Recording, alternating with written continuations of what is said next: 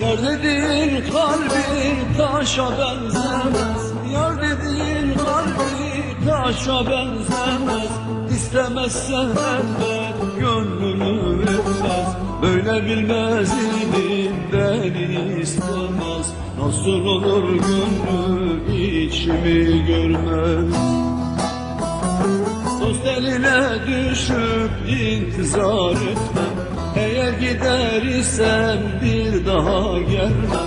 Kitabıma yemin olsun istemem, nasıl olur o yar beni sevmemi. Dost eline düşüp intizar etmem, eğer gider isem bir daha gelmem. Kitabıma yemin olsun söylemem, nasıl olur o yar beni sevmemiş.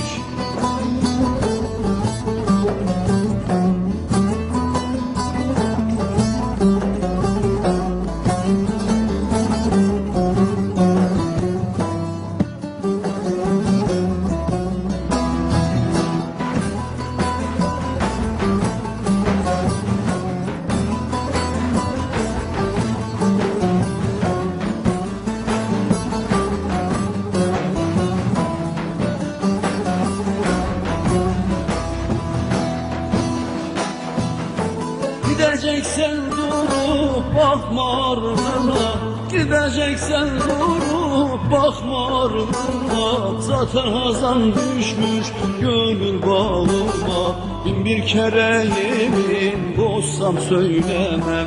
Nasıl olur o yar beni yakmamış.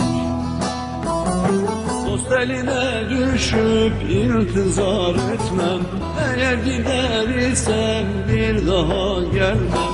Kitabıma yemin olsun söylemem, nasıl olur o yar beni sevmemiş. Dost eline düşüp intizar etmem, eğer gider isem bir daha gelmem. Kitabıma yemin olsun söylemem, nasıl olur o yar